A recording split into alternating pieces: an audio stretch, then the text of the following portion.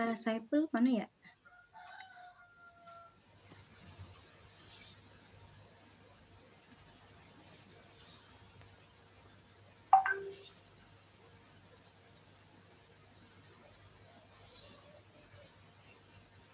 Silakan Pak Saiful.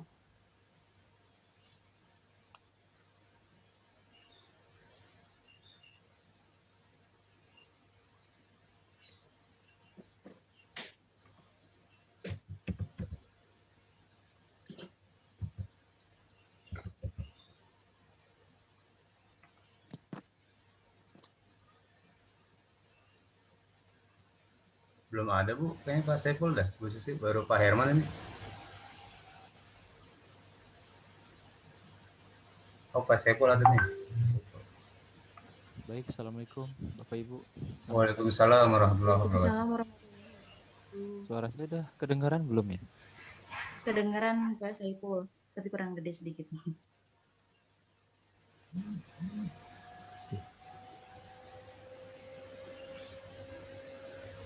Izin share screen ya Bapak Ibu.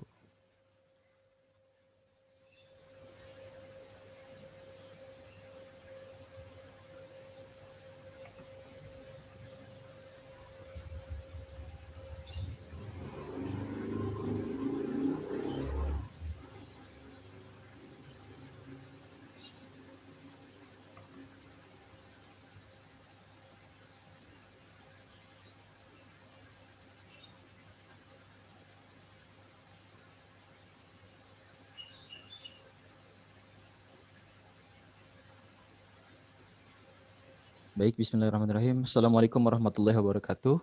Waalaikumsalam warahmatullahi wabarakatuh. Selamat pagi Bapak Ibu sekalian. Pada kesempatan kali ini, kelompok 5 akan menyajikan materi yang berjudul komponen penunjang keberhasilan implementasi suatu kurikulum.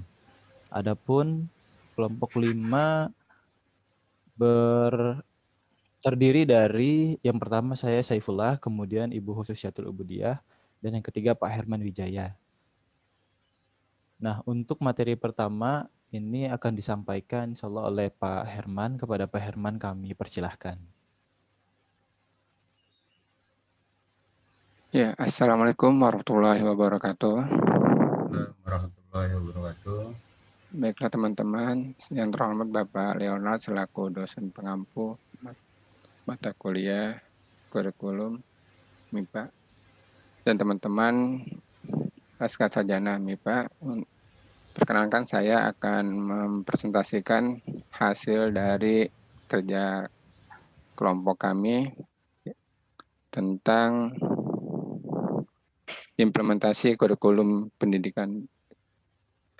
Baik, di sini saya akan coba bacakan untuk pertama yaitu tujuan pembelajaran hari ini. Yang pertama yaitu mengetahui proses implementasi kurikulum dalam KBM. Yang kedua, mengetahui aspek komponen implementasi kurikulum dalam KBM. Yang ketiga, mengetahui apa saja faktor-faktor pendukung implementasi kurikulum pendidikan dalam KBM. Yang pertama yaitu kita bahas tentang implementasi kurikulum. Implementasi kurikulum dalam kelas atau dalam kegiatan belajar mengajar melibatkan beberapa unsur, terutama unsur personal yang terdiri dari kepala sekolah dan guru, kemudian peserta didik, sumber belajar, serta sarana dan prasarana pendukung lainnya. Keberhasilan dalam pembelajaran menjadi indikator keberhasilan suatu implementasi kurikulum.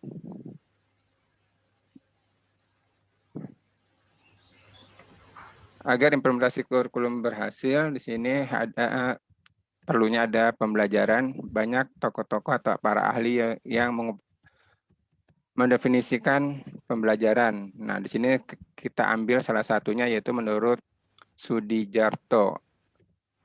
Menurut beliau, proses pembelajaran memungkinkan peserta didik untuk mengetahui, belajar untuk melakukan sesuatu, belajar untuk mandiri, dan belajar untuk hidup bersama.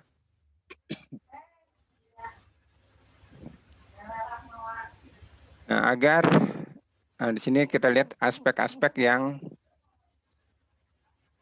aspek kegiatan implementasi kurikulum pendidikan. Di sini ada terdiri dari 4 aspek. Aspek yang pertama yaitu aspek tujuan.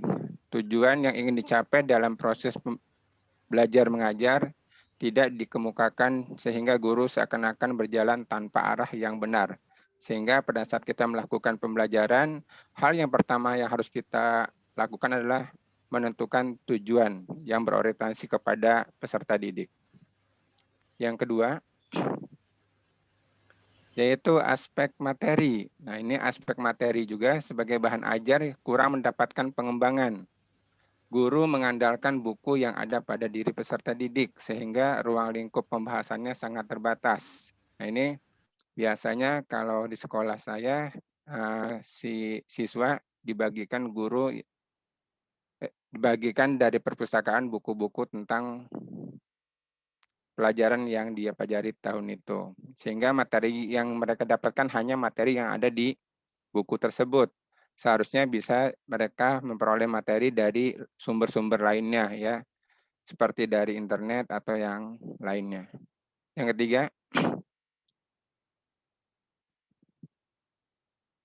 yaitu aspek strategi. Nah, dalam proses belajar mengajar, mereka mampu menggunakan salah satu strategi aktif, sehingga peserta didik dapat belajar dengan penuh semangat dan antusias untuk mengikuti pembelajaran di kelas. Nah, ini pada saat kita belajar di kelas, otomatis seorang guru harus bisa ya menggunakan strategi atau model pembelajaran yang bisa membuat siswa antusias untuk belajar, sehingga pembelajaran di kelas berjalan dengan penuh semangat. Yang keempat, aspek yang keempat yaitu aspek evaluasi. Nah, aspek ini juga tidak terlaksana dengan sempurna. Kegiatan evaluasi hanya terbatas pada tes lisan dan tulisan. Nah, ini biasanya kita memang ini jujur ya, pada saat kita melaksanakan evaluasi, rata-rata kita menggunakan tesnya yang namanya tes tulisan rata-rata. Sedangkan aspek yang lainnya seperti bentuk non-tes, ini jarang sekali kita melaksanakannya. Nah, itu 4 aspek yang harus kita bahas, aspek kegiatan implementasi kurikulum di pendidikan ya. Selanjutnya, materi selanjutnya akan disampaikan oleh rekan saya, Ibu Susi. Kepada Bu Susi, dipersilahkan. Baik, terima kasih Pak Herman, Bapak dosen dan teman-teman sekalian.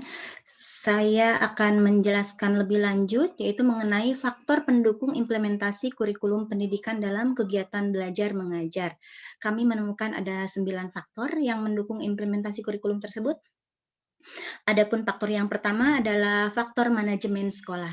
Sebagaimana diketahui, manajemen itu proses untuk mencapai tujuan-tujuan organisasi dengan melakukan kegiatan dari 4 fungsi utama, yaitu yang pertama planning, merencanakan, yang kedua organizing, mengorganisasikan, yang ketiga leading, memimpin, dan yang keempat controlling, mengendalikan. Nah, dari pengertian ini kami simpulkan ada 4 fungsi manajemen sekolah, yaitu perencanaan. Dalam hal ini kita tentukan tujuan implementasi kurikulumnya apa, kemudian pengorganisasian, mungkin bahasa kasarnya itu bagi-bagi tugas gitu ya, kesiswaannya apa tugasnya, kemudian humas apa, kurikulum apa, keorganisasian atau tata usaha, personalia, dan lain-lain. Kemudian pelaksanaan, yaitu bukan hanya sekadar mohon maaf masih yang tadi, pelaksanaan bukan hanya sekadar merencanakan tapi juga melaksanakan apa yang tadi sudah direncanakan, dan terakhir adalah pengawasan, yaitu di sanalah letak controlling-nya seorang kepala sekolah. Selanjutnya mungkin faktor yang kedua yaitu faktor kepemimpinan kepala sekolah. Kepala sekolah merupakan faktor penggerak sumber daya yang ada di sekolah. Karena itu kepala sekolah dituntut untuk memiliki kemandirian dan sikap profesional.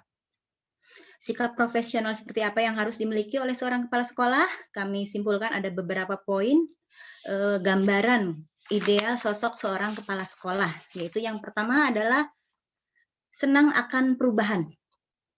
Jadi kepala sekolah yang baik tentunya sangat senang dengan perubahan, tidak mau stagnan di suatu titik, dia tidak puas hanya misalkan mendapatkan adiwiyata kabupaten, maka dilanjut ke provinsi dan selanjutnya. Kemudian bersifat proaktif dan senang menciptakan kesempatan.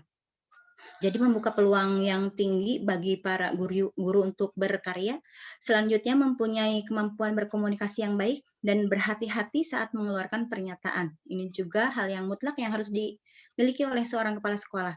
Menghargai profesi para guru.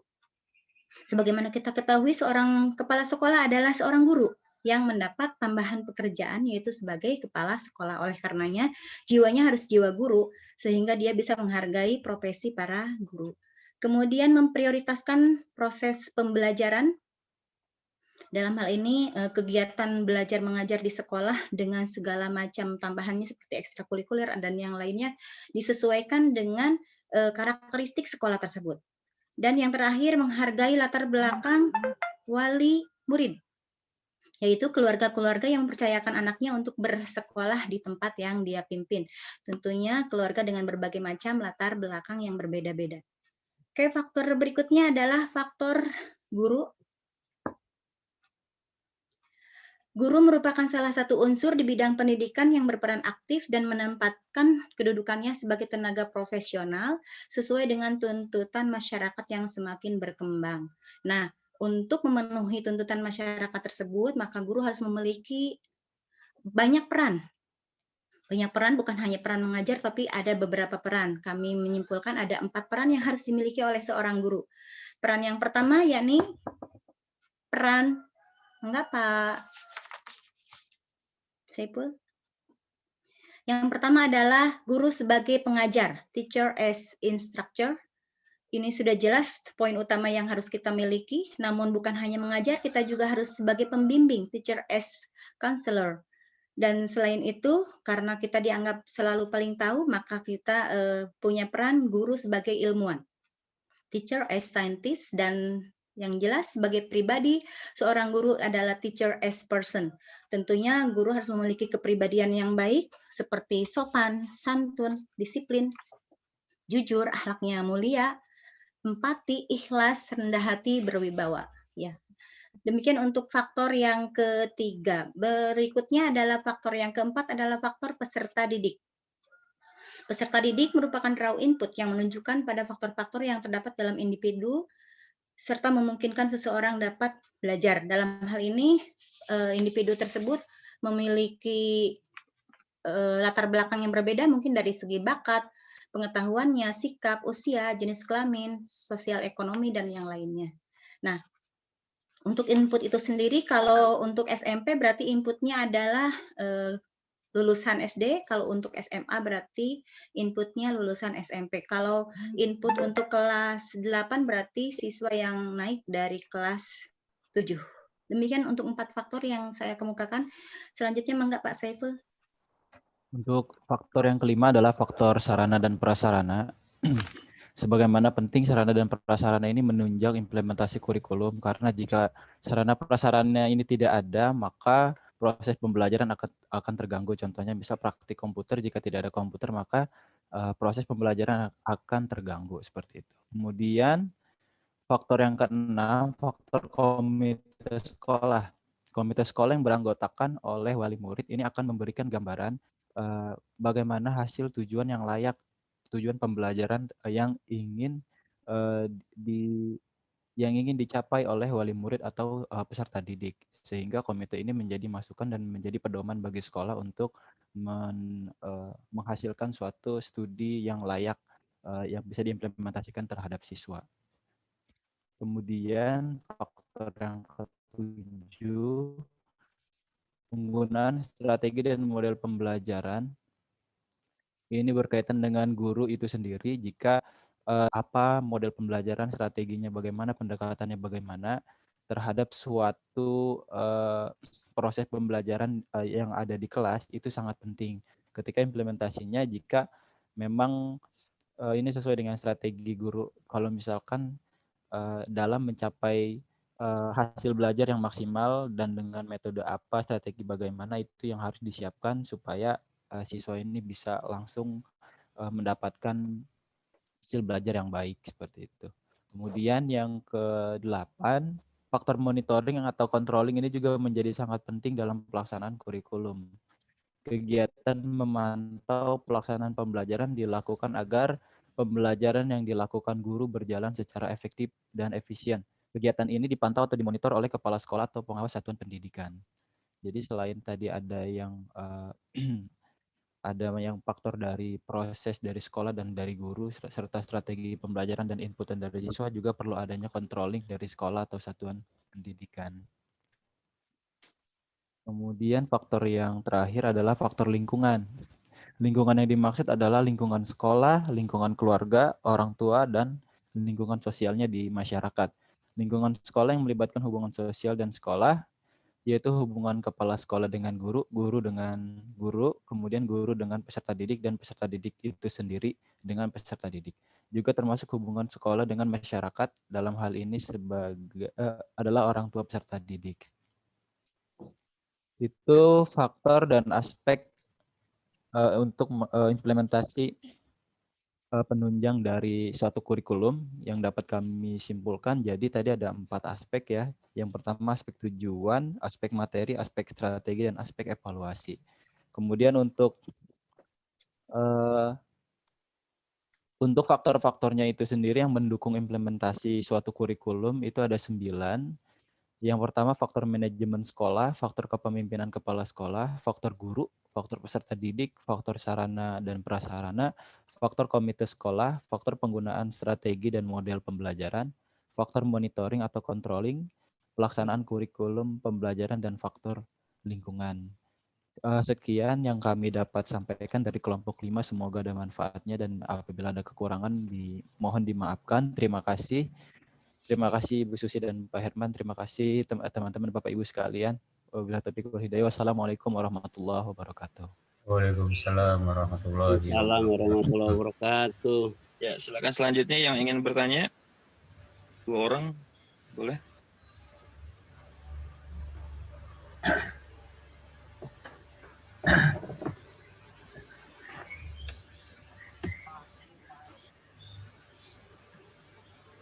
Ada yang ingin bertanya? Ya baik Pak, izin kalau ini saya izin bertanya Rapiadi Pak. Oke. Ya, Assalamualaikum warahmatullahi wabarakatuh. Waalaikumsalam warahmatullahi wabarakatuh. Ya, pada kelompok 5 berbicara faktor pendukung implementasi kurikulum, tadi dijelaskan ada 8 faktor ya, kalau tidak salah dijelaskan tadi. Pertanyaan saya, dari 8 faktor tadi yang menjadi faktor pendukung utama yang tidak boleh ada, katakanlah apa saja Pak Herman atau Pak Saiful yang bisa kita jadikan faktor pendukung utama? Karena namanya pendukung kan pasti ada yang utama, ada yang tambahan atau bagaimana, atau semuanya memang harus ada 8-8-nya sehingga sebuah kurikulum dapat terimplementasi dengan baik di lapangan seperti itu. Terima kasih. Ada lagi? Izin bertanya. Ya, silakan.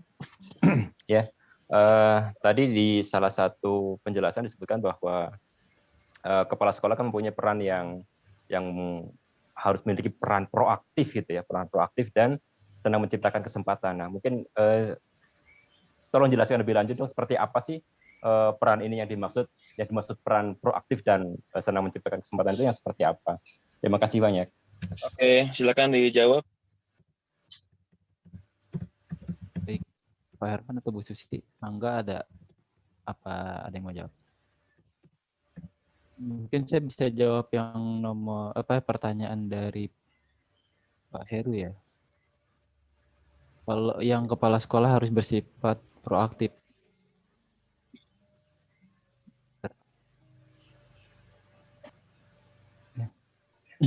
Pada dasarnya kepala sekolah itu adalah leader di sekolah ya Pak. Jadi ketika ada hal sedikit apapun permasalahan yang ada di sekolah, itu berkaitan dengan kepemimpinan.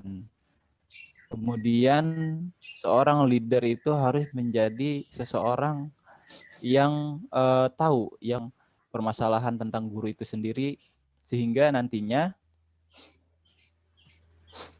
pada saat ada permasalahan, ada kesempatan untuk menjawabnya, itu harus dilaksanakan dengan waktu yang singkat, karena supaya tidak masalah itu menjadi berlarut-larut. Kemudian ketika memang ada peluang itu harus segera dieksekusi karena memang apa yang menjadi permasalahan harus dijawab dan yang menjadi peluang itu harus segera diimplementasikan. Karena terkait dengan implementasi kurikulum itu sendiri juga harus tetap berjalan secara proses dan dari sisi kepala sekolah sebagai leader ini sangat diperlukan untuk membantu sebagai controlling dan sebagai evaluasi tadi selain dari satuan pendidikan. Mungkin jawaban dari saya seperti itu. Mungkin ada tambahan dari teman-teman yang lain.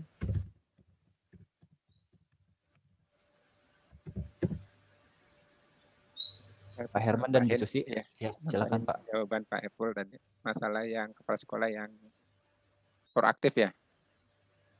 Ya kalau menurut saya untuk masalah kepala sekolah yang proaktif itu memang sangat dibutuhkan ya di sini. Karena dengan kepala sekolah yang proaktif ya di sini sebagai contoh di sekolah saya aja ya. Dulu sekolah saya sebelum kedatangan kepala sekolah ini, sekolah saya masih kayak hutan bagian belakangnya. Kebetulan luas areanya sekitar 2 hektar.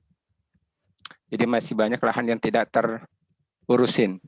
Tapi setelah datang kepala sekolah yang ini yang sangat aktif saya kira dari yang seperti kebun atau hutan di belakang itu dengan idenya dia meratakan semuanya sehingga sekolah saya sekarang di belakang itu sudah bersih, rapi sampai dibangun sebuah aula untuk kegiatan rapat tingkat kabupaten. Setelah itu juga sekolah saya di zamannya kepala sekolah ini juga kena keaktifan beliau dari status sekolah juga berubah yang seperti disampaikan oleh Bu Susi tadi. Kita menuju ke sekolah adiwiyata baik tingkat kabupaten lolos, kemudian tingkat provinsi lolos, akhirnya sampai ke tingkat nasional pun alhamdulillah kita juga mendapat gelar sekolah adiwiyata tingkat nasional. Nah, cuma sekarang kena disuruh ke tingkat mandiri karena kesiapan kita belum siap. Kedua karena kondisi saat ini yang saat pandemi kita masih perlu tenaga-tenaga yang biasanya yang diberdayakan adalah tenaga siswa untuk ikut serta dalam kegiatan tersebut. Sehingga dengan adanya kepala sekolah yang proaktif ini akan menunjang sekali kegiatan di suatu sekolah itu. Ya, seperti itu mungkin tambahannya Pak Heru. Ya, terima kasih banyak.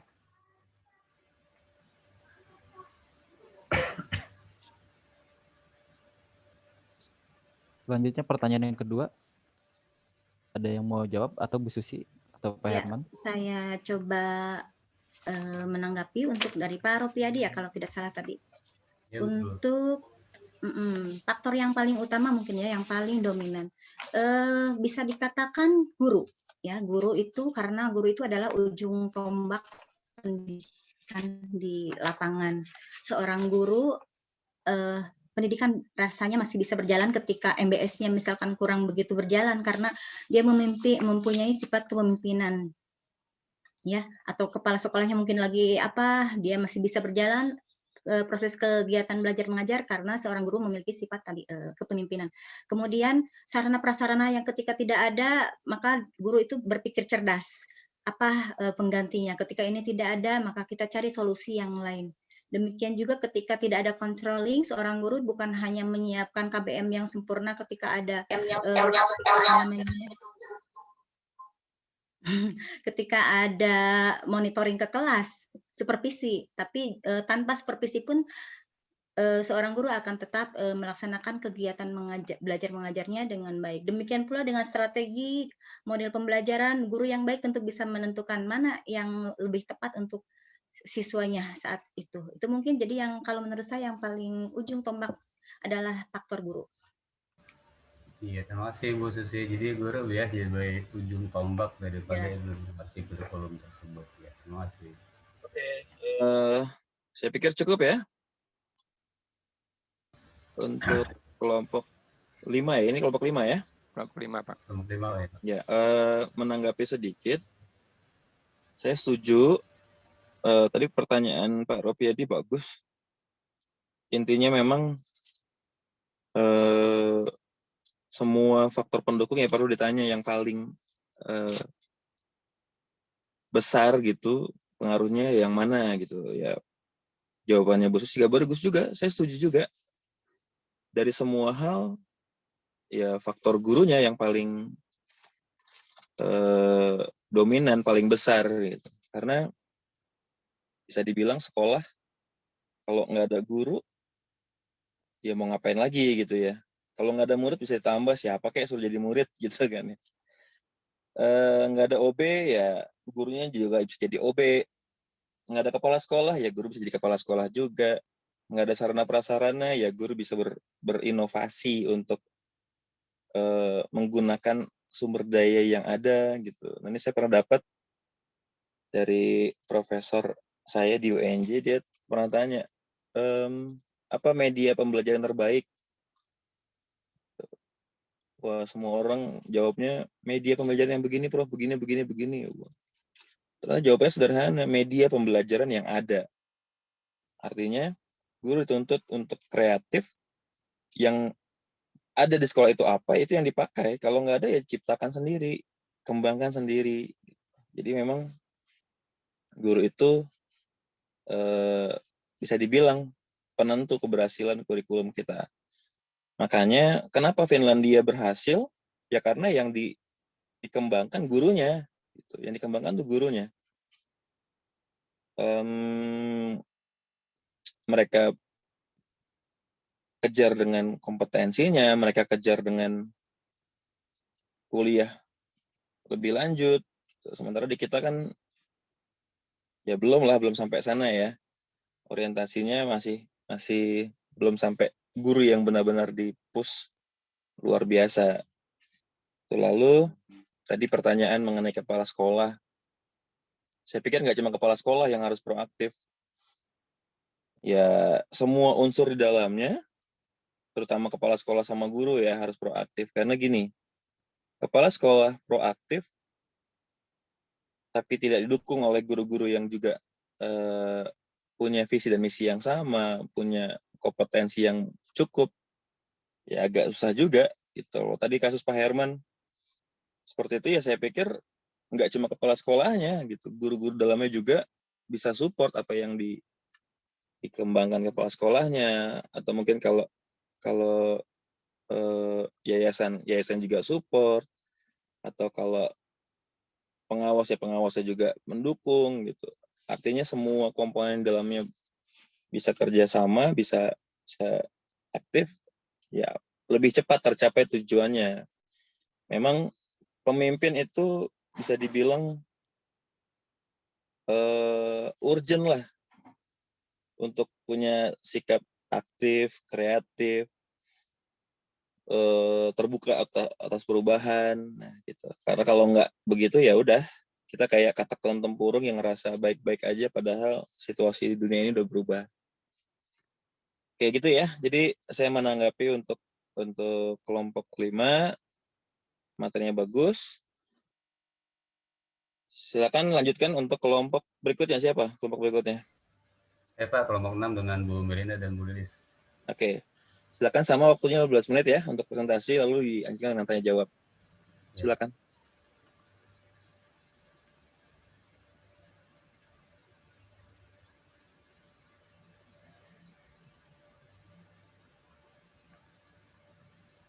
Ya, baik. Bismillahirrahmanirrahim. Assalamualaikum warahmatullahi wabarakatuh. Waalaikumsalam. Ya, kelompok 6, saya sendiri Rofiadi dan Bu Melinda dan Bu Lilis. Dalam hal ini kita langsung saja menayangkan kembali video yang sudah kami rekam beberapa saat yang lalu untuk tema teknik penyusunan RPP tematik. Pada Pak dosen dan rekan-rekan sekalian, kami mohon izin untuk menayangkannya. Sudah tampak semua Ibu di layar? Pelaksanaan pembelajaran atau disingkat RPP. Bismillahirrahmanirrahim. Assalamualaikum warahmatullahi wabarakatuh.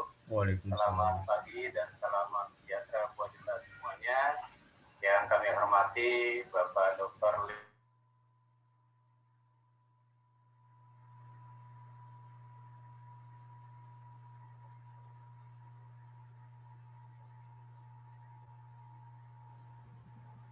Suaranya nggak kedengaran, Pak Ropi.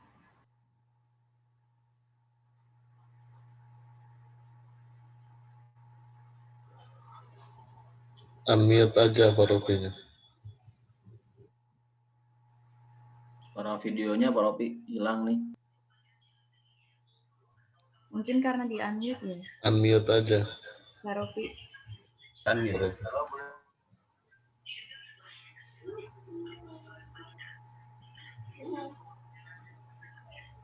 Zoom-nya gitu ya.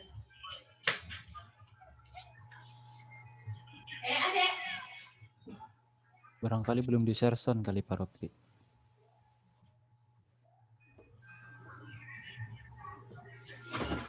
Suara videonya tadi ada, ketika Pak Ropi mematikan mikrofonnya ikut mati juga. Pada Bu. Nah, itu kan ada. Untuk mempresentasikannya. Ya, silakan Bu Lili. Apa? Share screen-nya? Oke. Sudah terlihat teman-teman semua? Sudah. Tapi masih harus dinaikin Pak. Ini baru mau kesimpulan. Ya. Oh iya. Oke, ada. Ya, silakan Bu Lili. Oke. Dari kelompok kami akan membahas teknik penyusunan rencana pelaksanaan pembelajaran tematik. Adapun rencana pelaksanaan pembelajaran atau disingkat RPP, definisi umumnya adalah pegangan seorang guru dalam mengajar di dalam kelas untuk membantu dalam mengajar agar sesuai dengan standar kompetensi dan kompetensi dasar pada hari tersebut. Kemudian menurut Permendikbud nomor 65 tahun 2013 standar RPP, rencana kegiatan pembelajaran tatap muka untuk satu pertemuan atau lebih. RPP dikembangkan dari silabus untuk mengarahkan kegiatan pembelajaran peserta didik dalam upaya mencapai kompetensi dasar. Kemudian menurut Permendikbud nomor 81A tahun 2013 yang berisi tentang implementasi kurikulum pedoman umum pembelajaran. Rencana pembelajaran yang dikembangkan secara rinci dari suatu materi pokok atau tema tertentu mengacu pada silabus. Kemudian ada beberapa komponen dan sistematika RPP. Yang pertama adalah kompetensi inti. Kemudian yang kedua adalah kompetensi dasar. Kemudian yang ketiga adalah indikator pencapaian kompetensi. Kemudian tujuan pembelajaran. Kemudian materi pembelajaran, kegiatan pembelajaran, penilaian pembelajaran remedial, dan pengayaan. Yang terakhir adalah media atau alat, bahan, dan sumber belajar. Berbagai prinsip dalam pengembangan atau menyusun RPP. Yang pertama adalah berpusat pada peserta didik. Yang kedua adalah berpusat atau berbasis konteks. Kemudian yang ketiga adalah berorientasi kekinian. Kemudian yang keempat adalah memiliki keterkaitan dan keterpaduan antar kompetensi dan atau antar muatan. Kemudian yang kelima adalah memanfaatkan teknologi informasi dan komunikasi. Kemudian berikutnya RPP harus utuh memuat kompetensi dasar, sikap spiritual, KD dari KI 1, sosial, KD dari KI 2, kemudian pengetahuan, KD dari KI 3. Yang terakhir adalah mengembangkan kemandirian belajar.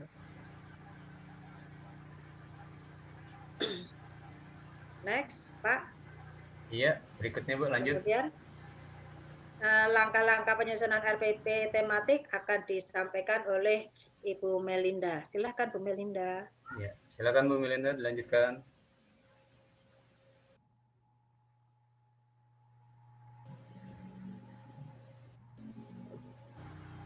Suaranya Bu, suaranya.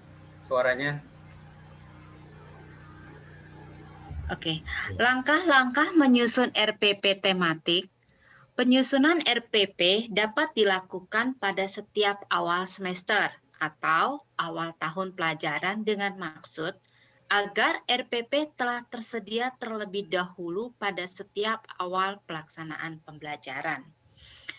Dan penyusunan RPP dapat dilakukan oleh guru secara individu atau berkelompok dalam kelompok kerja guru atau KKG di gugus sekolah di bawah koordinasi dan supervisi oleh pengawas atau dinas pendidikan. Lanjutnya, Pak. Nah, ya, untuk itu tahapan RPP pertama itu biasanya implementasi kurikulumnya dari 2013. Di antaranya, pertama, mengkaji silabus tematik, kedua, mengkaji buku guru, ketiga, mengkaji buku siswa, keempat, mengembangkan kegiatan pembelajaran, yang kelima, penjabaran jenis penilaian, yang keenam, menentukan alokasi waktu, dan yang terakhir, ketujuh, menentukan sumber dari belajar.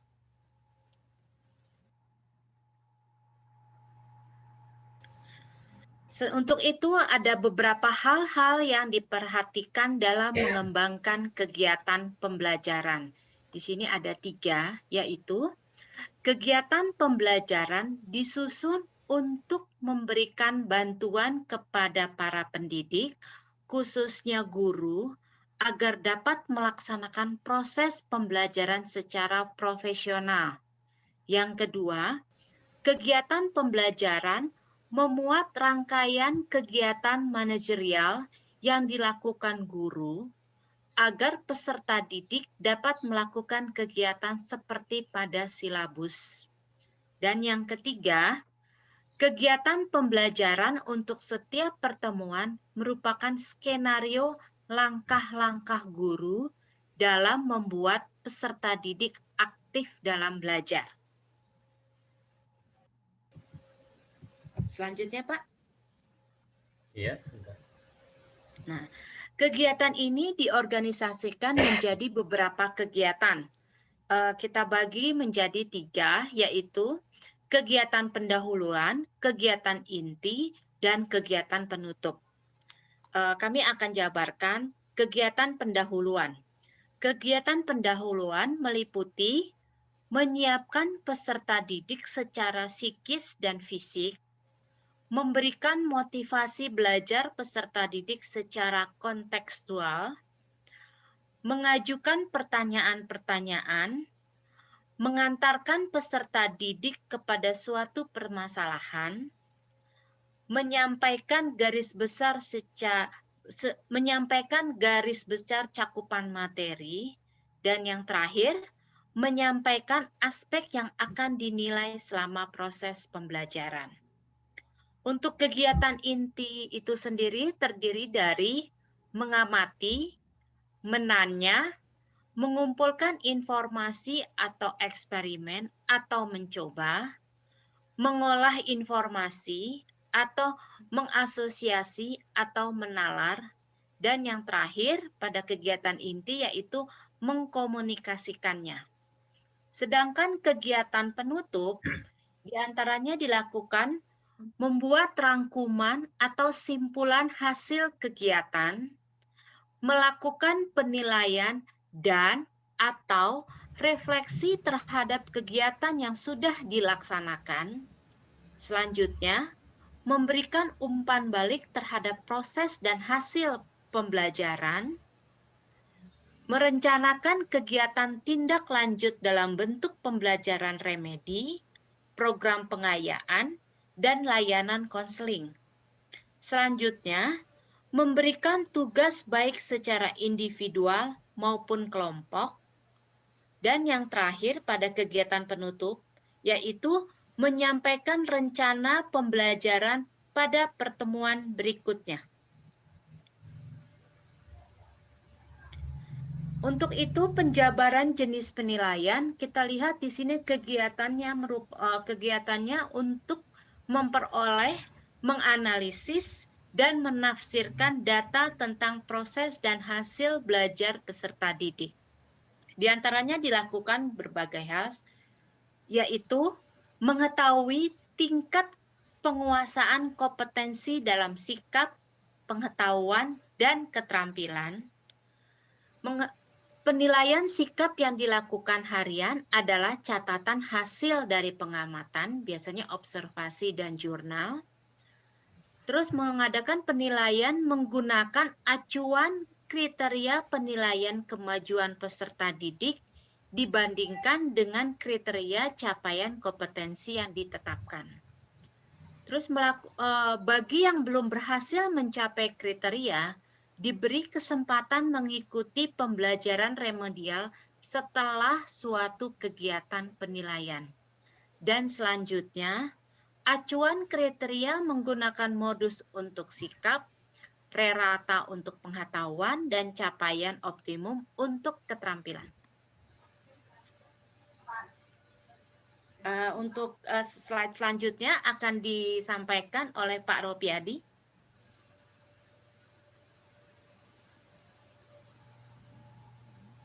Suaranya Pak Ropiadi. Suara. Ya, terima kasih Bu Melinda dan Bu Lilis atas pemaparannya, rekan-rekan sekalian dan Pak dosen yang kami hormati. Sebelum kami lanjutkan, tadi sudah diulas sedikit tentang pengertian dan dasar hukum daripada RPP tematik. Juga disampaikan oleh Bu Lilis tadi terkait komponen-komponen dalam RPP. Berikut juga disampaikan oleh Bu Melinda langkah-langkah atau hal-hal yang perlu kita perhatikan dalam menyusun RPP tematik dan jenis-jenis penilaian. Ya, berikutnya akan kami lanjutkan sebagai sebuah kesimpulan Bapak Ibu sekalian. Ya, kesimpulan terkait RPP tematik ini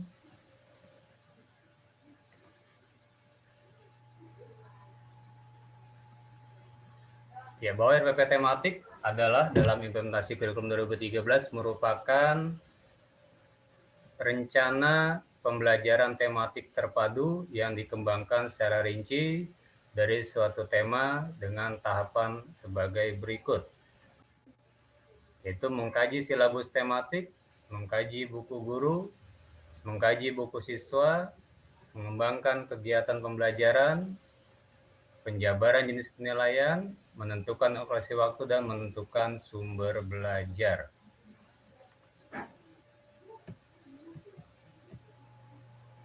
Ya, saran dari kami berdasarkan simpulan di atas, maka dalam menyusun RPP tematik disarankan untuk melakukan langkah-langkah di atas agar pelaksanaan pembelajaran yang kita laksanakan sesuai dengan apa yang telah kita rencanakan dan sesuai dengan prinsip memperhatikan perbedaan individu, berpusat pada peserta didik, berbasis konteks, berorientasi kekinian, mengembangkan kemandirian belajar, memberikan umpan baik dan tindak lanjut pembelajaran, memiliki keterkaitan dan keterpaduan antar kompetensi dan atau antar muatan, serta memanfaatkan teknologi informasi.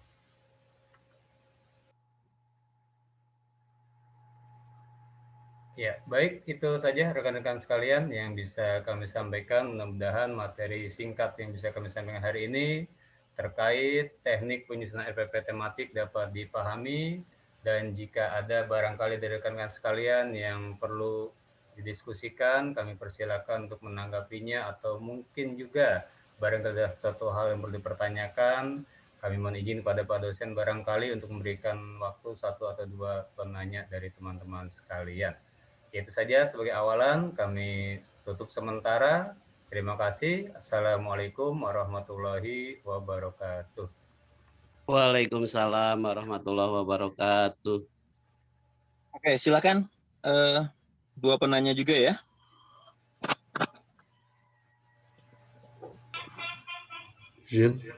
Pak Susanta mau tanya, Pak? Iya, silakan Pak. Silakan Pak. Kelompok 5 ya Pak Ropiadi ya? Kelompok 6 Pak. Oh, kelompok 6, maaf. Ya. Begini, tadi saya mendengar untuk penyusunan RPP tadi disusun duluan atau 6 bulan sekali, sedangkan konsep untuk penyusunan RPP harus kekinian. Nah, kayaknya ada, menurut saya ada ketimpangan gitu Pak. Di sekolah kami diajarkan RPP kalau bisa dibikin seminggu atau sebulan sebelum diajarkan. Sedangkan tadi saya mendengar RPP disusun 6 bulan sekali. Mohon pencerahannya Pak. Terima kasih. Oke, terima kasih Pak Susanta. Berikutnya siapa lagi?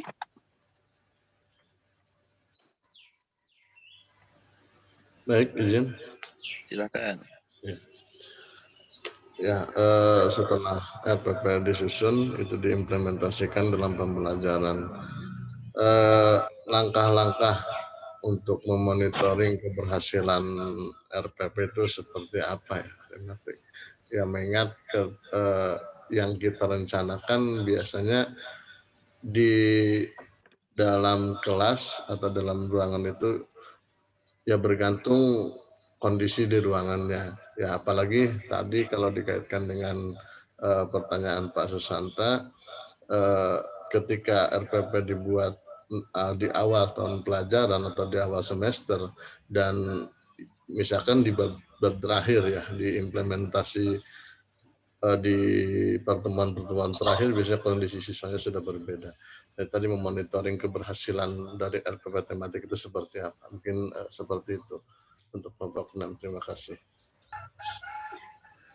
Oke, silakan dijawab. Ya, terima kasih kepada rekan-rekan penanya. Tadi ada Pak Susanta dan Pak Yeyen.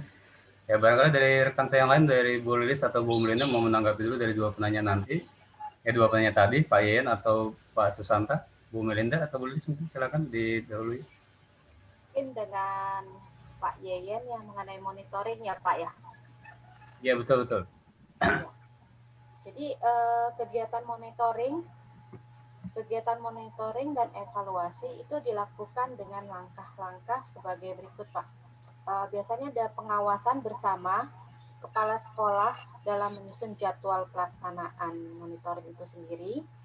Pengawasan bersama kepala sekolah untuk dapat mempelajari instrumen monitoring dan evaluasi yang terdapat dalam buku panduan teknis penyusunan RPP di sekolah dasar atau di sekolah. Pengawasan bersama kepala sekolah dalam menyiapkan instrumen yang akan digunakan dalam pelaksanaan monitoring dan evaluasi. Dan terakhir, pengawasan kepala sekolah melakukan sosialisasi kepada guru tentang pelaksanaan monitoring dan evaluasi itu sendiri. Terima kasih. Mungkin ada tambahan dari yang lain, Pak Ropiadi dan Bu Lilis. Bu, kalau dari saya, Pak Yeyen tadi ya, pertanyaan tentang langkah-langkah dalam monitoring, implementasi atau pelaksanaan daripada RPP tematik.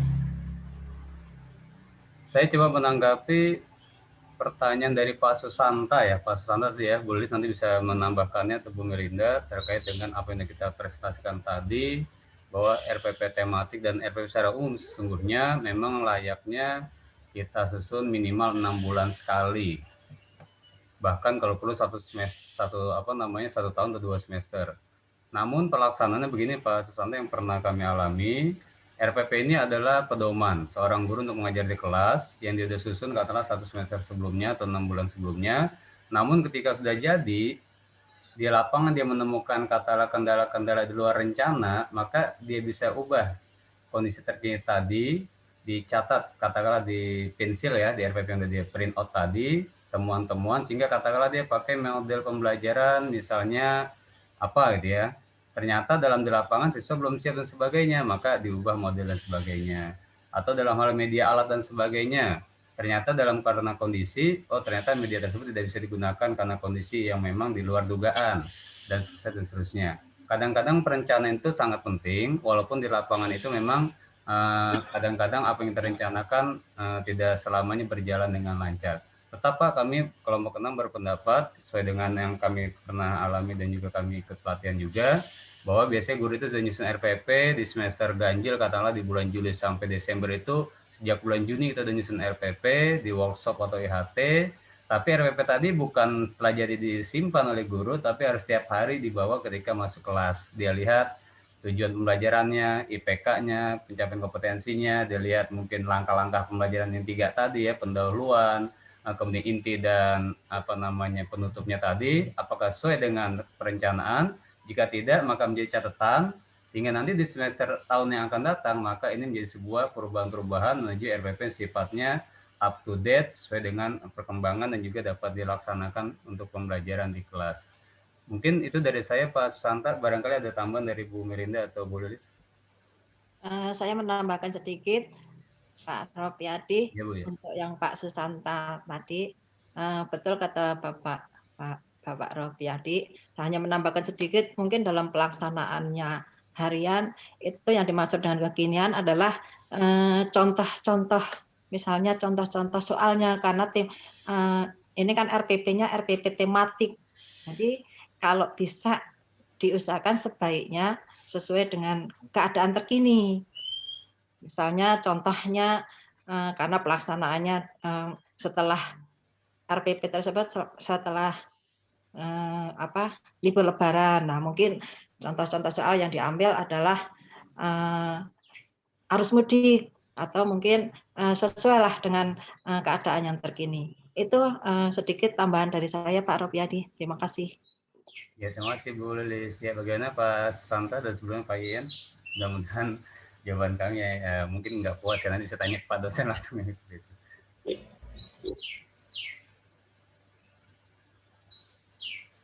Mana cukup? Atau ada lagi yang mau tanyakan, masih ada waktu?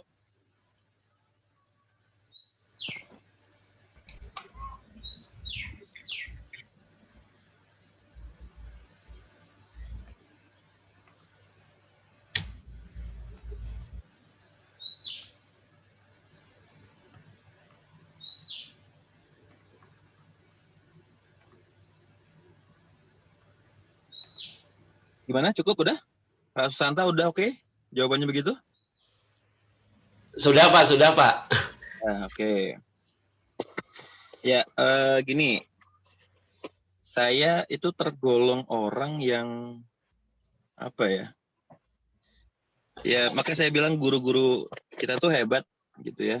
Nih Pak Susanta, Pak Ropiadi, Bu Lilis, Bu Melinda yang memang bekerja sebagai guru dengan administrasi yang sedemikian wah menurut saya, itu luar biasa gitu.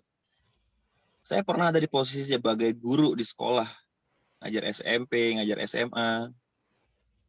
Itu saya merasa pusing, Pak, Bu.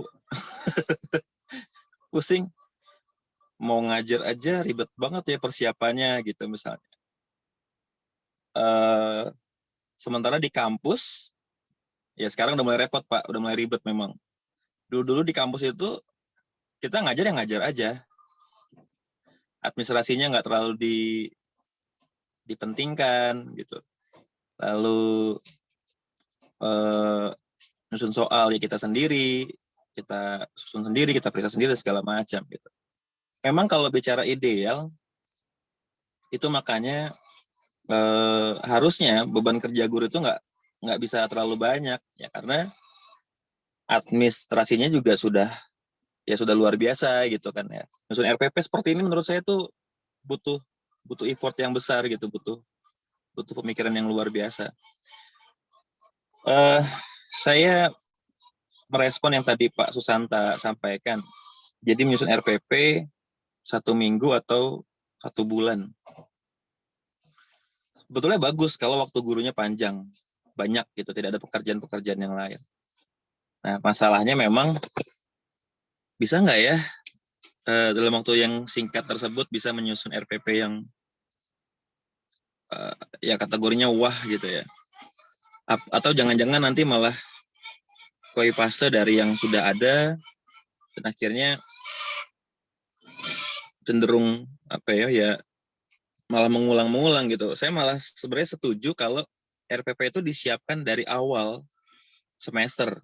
Misalnya kita mau mulai semester 3 gitu, ya udah dari awal semester disiapkan materinya apa, lalu guru ya membayangkan gitu, misalnya di pertemuan ke-10 itu masuk bulan puasa. Mulai berpikir materinya ya dikaitkan sama materi-materi bulan puasa. Lalu begitu saat seminggu atau 2 minggu sebelum hari H gitu pelaksanaannya, ya dievaluasi lah RPP-nya. Gitu. Mungkin ada temuan baru, mungkin ada hal-hal baru yang terjadi di 2 minggu terakhir. Silakan dimasukkan materinya, silakan dimasukkan instrumen soalnya dan lain sebagainya. Artinya kita mempersiapkan jauh-jauh hari, tapi bukan berarti materinya ikut yang 6 bulan lalu, ikut materi yang ada sekarang. Ya misalnya contohnya tadi Ibu ada yang bilang harus mudik gitu ya, Bu Lilis ngomong harus mudik materinya. Ya, mungkin itu materi 2 tahun lalu masih ada harus mudik, sekarang udah nggak boleh mudik. Itu kan disesuaikan lagi gitu. Jangan sampai kita bahas harus mudik, ternyata sekarang udah nggak boleh mudik. Nanti ada pertanyaan sama siswa, Bu kan udah nggak boleh mudik. Nah materi berubah. Harusnya tadi harus mudik, sekarang strategi bagaimana mudik aman dan tidak ketahuan misalnya. Nah itu kan ada caranya gitu misalnya. Nah, artinya itulah yang bicara kekinian, bukan dipersiapkan jauh-jauh hari saja, tapi template-nya, formatnya, tujuannya disiapkan jauh-jauh hari, tapi saat eksekusi hariannya memperhatikan apa yang terjadi di lapangan baru-baru ini. Yang jelas gini, semua pembelajaran orientasi utamanya adalah tujuan, itu dulu aja. Jadi jangan sampai kita bikin RPP, bikin segala sesuatu orientasinya selain tujuan, itu nggak bener lah dari sisi pengembangan pembelajaran. Harus tujuan dulu, baru nanti mengikut mulai dari materinya, mulai dari soalnya, kemudian sumber belajarnya, ya sampai strategi yang akan digunakan itu tergantung sama tujuan. Tujuannya nggak dibikin di awal, ya nanti lain-lainnya berantakan gitu. Kita milihnya nggak lagi sesuai sama tujuan. Sama kayak saya ngajar mata kuliah metode penelitian. Tujuannya adalah mahasiswa mampu merancang artikel hasil penelitian. Itu tujuan saya ngajar Medlit. Sementara dosen lain di kuliah paralel beda, tujuannya beda. Kira-kira sama gak materinya dan cara penyampaiannya? Beda. Kalau dosen lain mulai dari langsung penelitian eksperimen adalah begini. Oh saya enggak, saya langsung bilang, coba buka laptopnya, ayo kita cari masalahnya apa. Ini lo cara cari masalah, gini lo cara bikin pendahuluan, gini lo cara bikin milih metode yang digunakan. Berikutnya lagi, udah ketemu masalahnya belum? Udah, apa yang mau dipakai, begini, ayo kita rancang instrumennya dan seterusnya. Jadi fokusnya langsung ke target kinerja, bahwa mereka harus menyelesaikan sebuah penelitian dan akhirnya menyusun artikel untuk publikasi. Nah, dengan tujuan tadi, jelas materinya akan berubah, strateginya berubah, instrumen ukurnya berubah, dan segala macamnya berubah. Gitu. Nah, kita mau apa yang siswa kita tahu, yang siswa kita bisa, maka nanti semuanya ikut di sana. Oke, kurang lebih begitu Bapak Ibu untuk perancangan RPP. Jujur saya tidak terlalu paham dengan tematik ya. Yang saya tahu tematik itu belajar sesuatu tapi tidak belajar intinya gitu, tidak matematika sendiri belajar tapi dikaitkan sama keseharian. Jadi bisa belajar bahasa Indonesia bareng sama matematika, PPKN dan segala macam. Jelas buat saya itu lebih sulit dibandingkan kita harus merancang matematika sendiri, PPKN sendiri gitu. Ya ini PR panjang lah buat Bapak Ibu guru. Mudah-mudahan semua tetap sehat. Terus bisa bikin pembelajaran yang berkualitas dari hari ke hari. Amin. Itu ya Bapak Ibu ya? Iya Pak dosen. Oke, untuk minggu depan siapa yang kita libur apa enggak? Libur Pak minggu depan. Libur. Ya libur lebaran ya. Lebaran.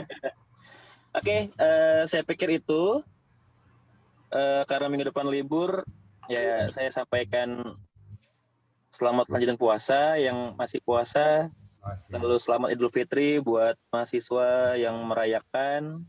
Mudah-mudahan semuanya tetap sehat. Amin. Apa yang direncanakan berhasil. Amin. Ya, mohon maaf lahir batin. Sama-sama. Oke, terima kasih. Sampai ketemu lagi 2 minggu ke depan. Selamat pagi. Pagi Pak. Terima kasih banyak Pak. Terima kasih Pak. Ibma kelompok 6, Pak Leo terima kasih. Terima kasih teman-teman semua. Ibu.